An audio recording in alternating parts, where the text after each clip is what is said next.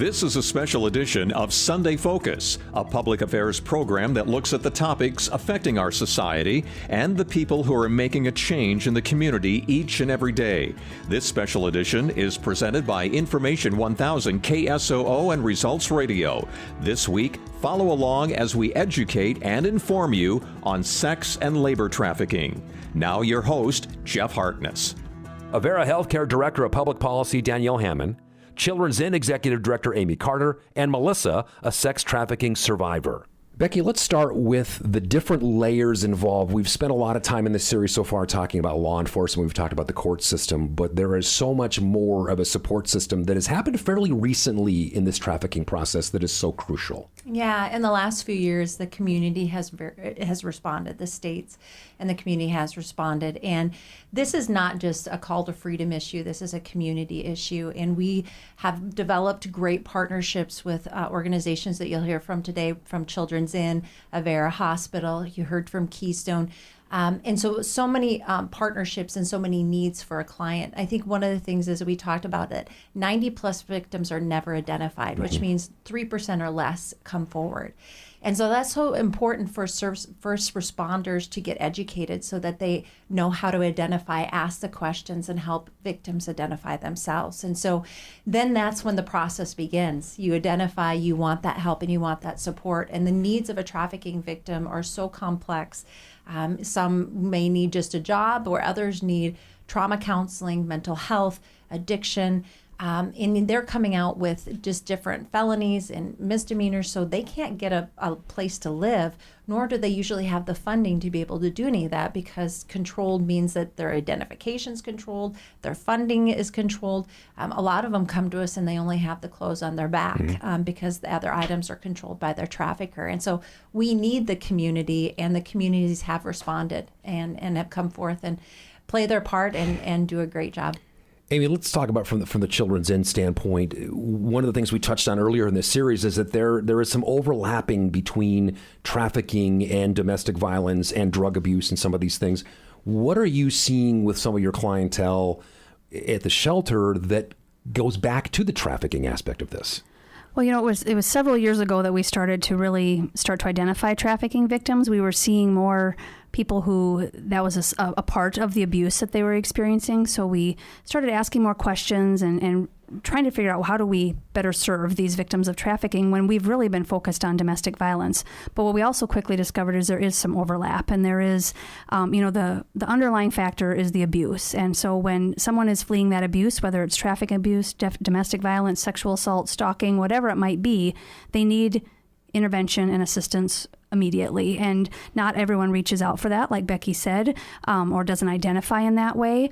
But through the work that we've done with Call to Freedom and others, we've started to identify that better at Children's Inn and be able to meet them where they are in that moment of crisis, but then also provide those more ongoing services. So it's really just a matter of kind of narrowing down what is the focus. Is it domestic violence? Is it trafficking? Or is it a combination of both, which we certainly see as well. So the key is getting them out of those violent situations and then really determining what we can do to help. You mentioned the questioning. Even in our everyday lives now, when we go to the doctor's office, there's that standard question built in there now that didn't used to be there about, are you in a safe environment? Are you happy at home or whatever? What sorts of questions are you utilizing now that are helping you to identify the victims of trafficking? We ask a little bit more about the control factor, like Becky mentioned as well. That's a big piece in trafficking and domestic violence. But we ask some questions about control. Are they being controlled? Are they being isolated? Certainly, are they being forced to do sexual acts for others or outside of their relationship? Those are just a few of the things that we're asking. Certainly, do they feel safe?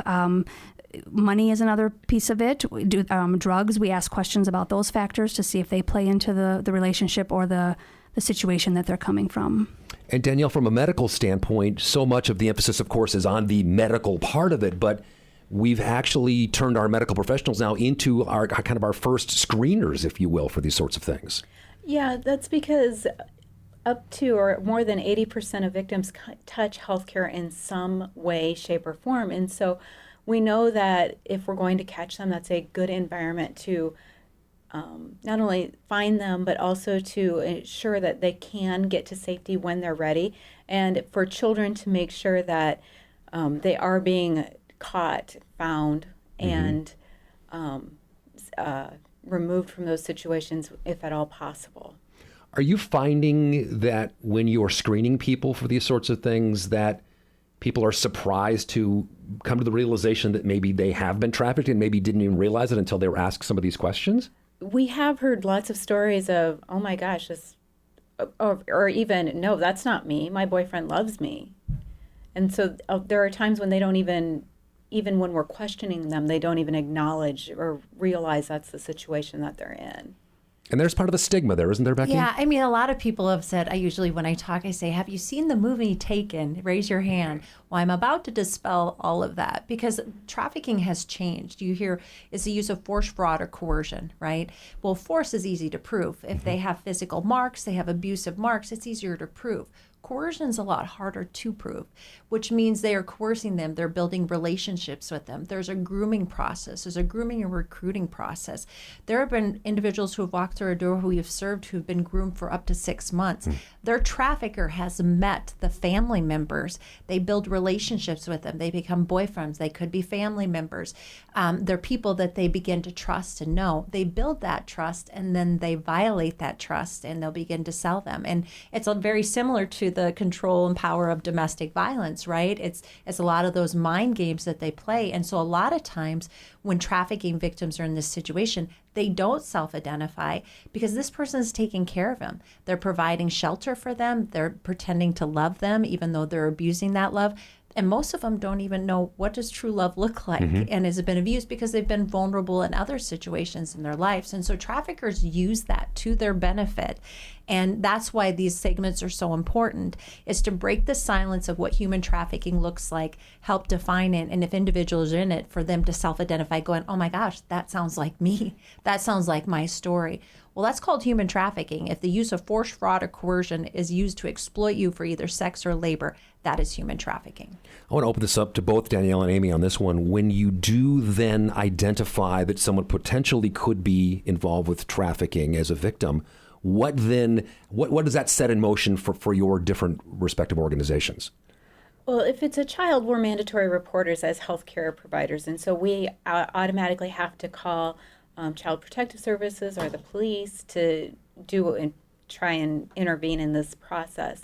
If it's an adult, we actually have to get permission from the adult before we do any reporting, because it's their choice whether they're ready to leave or not. And I think that's really important in the healing process as well. If you remove them from that situation and they're not ready to be removed, you could be causing more issues down the road. That is a thing that I think you don't think a lot about. What about it from the Children's Inn standpoint? At Children's Inn, we're really going to assess safety first because that's what we can provide in the moment. If they need that safe shelter to get them off the streets that night or out of that home, that's what we can do immediately. So that's really our first priority. Once we identify whether that safety issue or the shelter piece is needed, then we're going to start just kind of exploring what issues they've had or what things they're experiencing and what help they want. You know, we really have to follow their lead, much like she said. You know, you have to know, we have to do it on their timeline and what they're comfortable with, or you're just going to push them away and they're not going to reach out for any services, and then we've lost that person even more. So that's really what we're going to do. We certainly involve call to freedom as soon as possible, but again, with the permission of the victim, we want them to feel comfortable with what the process will be. And so for some people, that's the same night we're calling call to freedom. For some people, it might be a week or two into their stay before they feel ready for that next step. Is there a different mindset in how you approach people that may be trafficking victims as opposed to the people that are there strictly for a domestic violence issue? You know, I think probably one of the biggest differences would be the trust factor. Certainly it's scary to trust anybody and to have to ask for help, if you will, but trafficking victims really struggle with trusting. And so, and a lot of times there's substance abuse as well. So try to help all of that at once, it can be a challenge. But I would say just going slow so that we build that trust with them and in an effort to keep them with us and in order to get Call to Freedom involved. Yeah. We'll have more of our special series on human trafficking in South Dakota in moments. Please stay with us. GTG, BRB, OMW, be there in a few. You may think that these kinds of texts are fine because of their length, and you can easily send them at a stoplight. But no, answering one text can take your attention away from the road for 5 seconds. And traveling at 55 miles an hour, that's enough time to travel the length of a football field. Make good decisions. Don't text and drive. Visit StopTextStopWrecks.org, a message brought to you by the National Highway Traffic Safety Administration, Project Yellow Light, Noise, and the Ad Council. With Call to Freedom Executive Director Becky Rasmussen, Avera Healthcare Director of Public Policy Danielle Hammond, Children's Inn Executive Director Amy Carter, and Melissa, a sex trafficking survivor. Melissa, as a victim of trafficking, we talked about your story in the first part of this series, trafficked by a family member. These services are all available to us now, and it's a great resource to have. But what are your concerns as a victim to take advantage of these services? Is there hesitation to reach out to people and to trust people to help you with these problems? Trust factor. I mean, it took quite a while. I mean, because there's even people that came into my life that were part of my support team, and I looked them straight in the face and said, "I don't trust you. I don't like you," because you lose everything. I mean, it was my mom that did it to me. I mean, I didn't have a family. And when I did get to tell my family, my grandma and my aunts that raised me, they're like, "That didn't happen here. Everything was just pushed away. Nobody wanted to deal with it." So the trust is very big on that. You know, even today, I don't have trust factor. I mean, it's hard to trust people. Mm-hmm. When you deal with that sort of resistance and that sort of denial from other people, does that ever make you doubt yourself? Do you ever have moments of, well, did this actually happen? Did I make this up? Do people get in your head that much? They can, because if you hear it long enough from the same people or everybody, you know, it's just like brainwashing. Like, you know, traffickers can do it too. Mm-hmm. Whereas, you know, everybody's like, "No, that didn't happen. That doesn't happen in our family. We don't talk about that stuff here." You keep hearing that day after day after day. You start wondering, well, what did actually happen to me? So much control is taken away. What did you find that you needed the most when you came through on the other side? Support, somebody there that I could call at a moment's notice. What about logistically in terms of your life skills and your ability to, we talked earlier about balancing checkbooks and just doing the normal things that people are accustomed to doing. Sometimes when control is taken away from you, you don't have those resources to do that. I didn't have that kind of factors. I mean, mine's more different because I've been on my own since I was 16. So I learned how to do all that and how to, you know, manage. But there was still parts of me that had to have somebody there saying, "Come on, you know, you need to do this." I mean, like getting an ID, it took me 6 years to get my ID back because I didn't have the documentation. And Becky, we've come a long way. I mean, we're not talking decades now. We're talking just a few years that these services have been up and really gotten to full speed now and are able to help people like Melissa. Yeah, human trafficking, the last 8-10 years has now been a topic that people are talking about. And I think what we're finding is now people are self-identifying later in life and going, that's what that was happening to me. And so education, awareness, prevention, intervention, all of that is necessary. I keep going to the fact that trafficking victims don't self-identify. And a lot of times they don't understand that they have been a victim of human trafficking because it hasn't been identified and it's so recent that education and awareness has been happening. And so I think the key here is our partners, our collaboration that we're talking about here, because just as Amy is talking about and Danielle, you know, medical is just one point. Mm-hmm. Shelter is just one point. They need a variety and a diversity of different services. And so as Melissa talks, she didn't need some of that, that shelter and some of that you did at some point in time in your life. But every trafficking victim situation looks different. And so what Amy was saying is we meet them where they're at. Mm-hmm. How can we help you? Number one, what does safety look like? And also helping them reestablish the control back in their life. A lot of them don't know how to make healthy decisions because they've been in unhealthy situations. And so guiding some of those choices in their decision with healthy options is helpful. And that's part of that support, is saying some of them have balanced a checkbook, but they've never cooked before.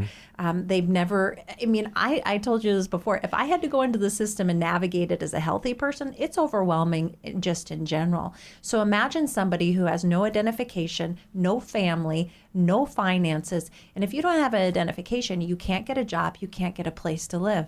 If you have a felony or misdemeanor, you can't get a job or a place to live. So this is part of that control factor of a trafficker. They keep you controlled because they control every aspect of your life and say, A, nobody's going to believe you, and B, where are you going to go? You can't provide for yourself. And so if we can come together as a community and say, no, there are support systems for you, there is an out for you, and there are people within this community that do believe you, that's when we're going to see survivors start to come forward and make a big difference. So as you screen people medically and through Children's Inn as well, have you seen the level of understanding and cooperation through law enforcement increase over the years, and how has that changed?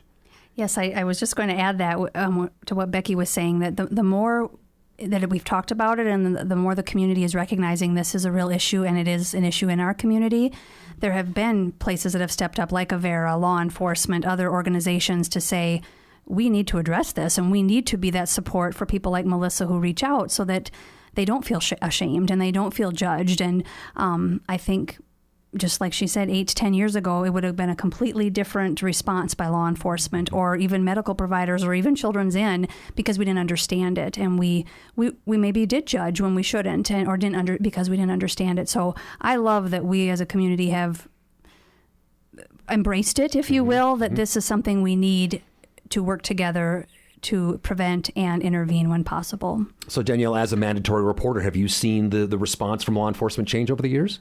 We have seen the response change and become more understanding, more educated. There's still a long way to go. Yeah. There's still a really long way to go so that we get to everybody, so that even if you make those jump, you make those assumptions, that you step back immediately and say, okay, wait a minute, I don't know this story. Yeah.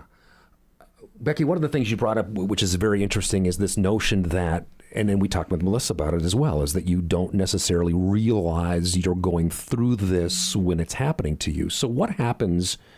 They see people as it's happening, medically or from a domestic abuse standpoint. What happens when someone walks through your door and says, I think 10 years ago, this happened to me? Yeah, we listen. We want to hear your story, and we believe them. And then we start saying, okay, how can we help you? And just like Amy said, safety is our first key. Are you safe? What does safety look like for you? And we have security teams if safety is an issue, if they're in the midst of this, if it's a current situation. You know, a lot of times getting out of the area that you were victimized is a key to getting back on the right track. And so we give them options. You don't have to stay in South Dakota if you don't have to. If you want to go to another state and there's another program that's better for you, another support system, or do you want to stay here because you have connections here? What part of South Dakota is safe for you? Because a lot of times we talk about, yes, those are influences. And domestic violence, like I said before, is one perpetrator, whereas human trafficking, you have multiple perpetrators. And so you can put a restraining order on a trafficker, but you can't put a restraining order, a protection order on a whole ring. So those factors are very real. And I think we have to bring that awareness to that as well as we're talking about law enforcement community, that, you know, what they're saying and those influences are very real. So how do you feel safe? Because until they feel safe, they're never going to be able to step into that next phase of life of getting back to a normal life. So we get them safe, and then we start to address mental health. You know, there's some things that we need to address. You know, the addiction factor, is that need to be addressed? Okay, what kind of apartment do you want? Because I had a girl tell me one time, don't put me in an area that I've never grown up in. I don't want to see somebody walk my dog. That's unfamiliar to her. So really engaging them and empowering them in that process, and what does that look like for you, and then guiding them in healthy choices. And then Melissa, when family is involved, it complicates things even more, because obviously you want someone to be accountable for this, and you want someone to bear the brunt of what you have gone through, but it becomes really, really tricky. How did you navigate the whole family aspect of all of this? It was hard at the beginning, and then when it finally came more of a light, I was taken into foster care by people that were part of the family, and to this day, because my mom is the one that did it to me, I mean, I know she's my mom, but as far as having the true mother-daughter relationship, we do not have. And then, a few years ago, I found out that the same thing happened to my brothers when they were little. So it's just, can you forgive and forget? I have to forgive, but I cannot forget the memories. But I just want to say something about what Becky was talking about. Yeah, you got to push us, but if you push too hard, too fast, we'll close down. Yeah. I've closed down on Becky a couple times. And that is the tricky part, is that obviously everybody here, they're programmed to help, but yet what you consider to be helpful can vary from person to person. Yeah. Like Becky said, we fired her a few times. I've gone in her office and nope, we're not doing that today. Mm-hmm. I'm not talking about it. And that's okay. Yes. That's okay. Right. Because we haven't lived their life. Mm-hmm. I haven't journeyed your life. I'm learning your life right along, and I'm journeying with you. But we want them to tell us that we want them to be open and honest. And I don't understand their triggers or their trauma. I've worked with enough to kind of understand the dynamic of it, but I haven't lived their life. And so their voice, I always say this, a survivor's voice is so much stronger than any of our advocates. They understand on a level that we never will because we haven't lived it. But we want to come alongside them. We want to journey life with them. And we want them to know that people believe in them, they care about them, and want to help even though we're imperfect people. You mentioned that belief, Becky, and Melissa. How difficult a time did you have at times to get people simply to believe you when you told them what was going on? It was hard because I might happen when I was little or so. Back in the 60s, 70s and 80s, that was not human trafficking. It was something that happened somewhere else. So they labeled me, I was being raped. So they put me in rape counseling. Did no good. And it still affects, even though I'm older now, it still affects me today. I mean, I don't trust very many people. I cannot find healthy relationships, or I choose the wrong relationships. And that's part of what you have to go through to find out how to get back better. It's not, you're going to be fixed in a year or so. I've been working with Call to Freedom for 8 years now. And I'm still, I'm at the part where I'm doing the trauma healing now. And that takes a lot out of a person because it's going back to those memories and reliving those smells and everything. So it's not an easy step for any survivor, young, old, or whatever, pimped out or whatever. It's just, you got to take one day at a time and know it's okay to breathe. And if you fall backwards, somebody's going to be there for you. And then we go back to the family dynamic and people from within your own family that maybe don't understand exactly what's going on. Do you get resistance for people saying, "Oh, let's not air the family dirty laundry. Let's not embarrass people here. Let's think of the family name or the status or whatever." That was a part of it, but now my family don't even talk to me. Okay. As far as I know where they're at. Mm-hmm. They know where I'm at, but as far as anything family-wise, I'm the black sheep because I did so wrong. And was that a fear of yours when you came forward, that you would maybe ruin some of those relationships or that you would see people for their true colors going forward? Growing up, I wanted what every little girl wanted. I want the normal family. But that was not God's plan for me. Being a survivor, an advocate, putting my voice out there, living through this has really changed what I think of a normal family, because I don't think there's any family that's normal. Mm-hmm. But in my dreams, I wanted a mom and dad. I never had a dad. All these guys that my mom brought into the house, they were my dads, but I got special attention from them. And so I longed for that for so long. But it's like, I spent 3 years just figuring out why. Do I need a man in my life? No. And because it's family, are we more willing, at least initially, to give people the benefit of the doubt because it is mom or dad or uncle or brother or cousin or whatever, whereas if it was a total stranger, you would react immediately and realize this was wrong, and maybe you're more willing to want to give somebody the benefit of the doubt, and that's why maybe it takes a little bit longer sometimes. I don't know. Because it just, looking back now and going through the memories, there were signs. Even when it happened at school, when I freaked out at school, when they finally found out something was wrong with me, if they would have had the education, the training back then, it could have stopped a lot of probably back then. And we could have identified it a lot easier instead of just claiming, oh, she was raped. Mm-hmm. Well, no, that didn't solve the problem by putting me in rape counseling. So what else could have done? We'll have more of our special series on human trafficking in South Dakota in moments. Please stay with us. We used to think all lung cancer was the same. But now we know there are several different molecular types of lung cancer. By performing molecular testing on a lung cancer tumor, doctors can try to determine what's causing it to grow, which can help identify treatment options. Not all lung cancers are the same. Talk to your doctor to see if molecular testing is appropriate for you. And visit lungcancerprofiles.com. That's lungcancerprofiles.com. A public service of 6 leading lung cancer advocacy groups and Pfizer Oncology. With Call to Freedom Executive Director Becky Rasmussen, Avera Healthcare Director of Public Policy Danielle Hammond, Children's Inn Executive Director Amy Carter, and Melissa, a sex trafficking survivor. So we're doing a lot of great things in this community through all these organizations, but what can we do better? I always say I'm very much about education and prevention, but we have to have responses in place. I'm very much about, if we're going to identify a survivor or victim, then we better have the services in place to help them in that situation, because their trust is very difficult. They don't trust, as we've talked about. You don't. So we put them in a situation where we identify them, but we don't help them or try to help them or have the responses to help them. We just damage the situation more. And so my big thing is, yes, education, prevention. Thank you so much for doing this. We appreciate it.